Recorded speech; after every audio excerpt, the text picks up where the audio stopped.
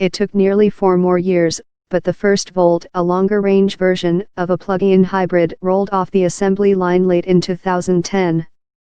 GM had hopes that customers would be ready for a car that could go 38 miles on electricity before a small internal combustion generator kicked in.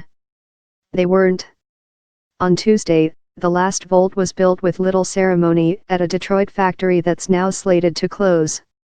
Sales averaged less than 20,000 per year, not enough to sustain the costly undertaking. The Volt wasn't the first electric car, but it was the first to conquer anxiety over range at a reasonable cost. GM's limited-range EV1 came out in the 1990s, and Tesla put out its 200-plus-mile Roadster in 2008 for more than $100,000. The Volt was among the first plug-in hybrids, many of which can go only 20 or so miles on electricity and haven't gained much popularity among consumers. Yet the Volt did serve a purpose. It led to advances in lithium-ion batteries similar to those that power smartphones and computers.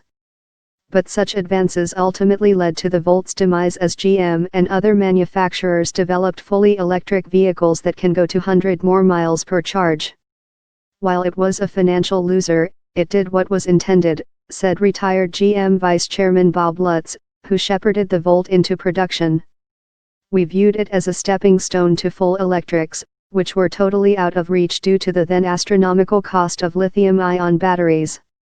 GM now has the Chevrolet Bolt, which can go 238 miles on a single charge, and it has promised many more electric vehicles in the future. The Volt did develop a loyal fan base, many of whom are upset with the company for scrubbing the project. Richard Winters, a 65-year-old physician from Poteau, Oklahoma, said the Volt still is useful in areas like Oklahoma and Arkansas where electric vehicle charging stations are few. He bought his first Volt in 2016 for the 120-mile round-trip commute from home to the Arkansas hospital where he works. He bought another one last year, a revamped model that can go 50 miles on electricity before the gas generator starts.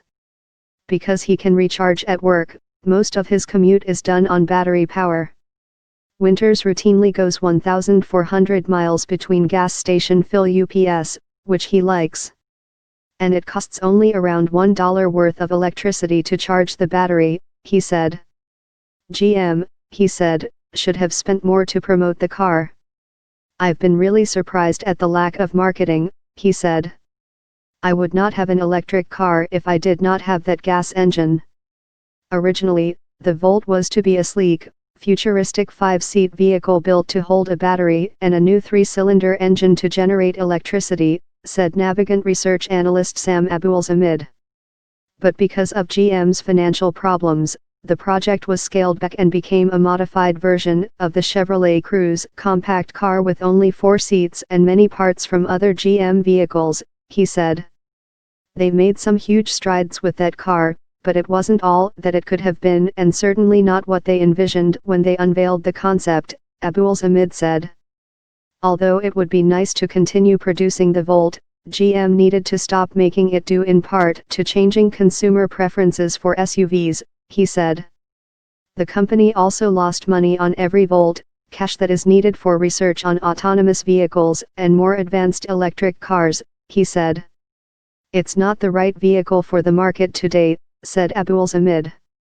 It doesn't really make sense to keep it going. As much as you'd like to, it's probably better to let it go.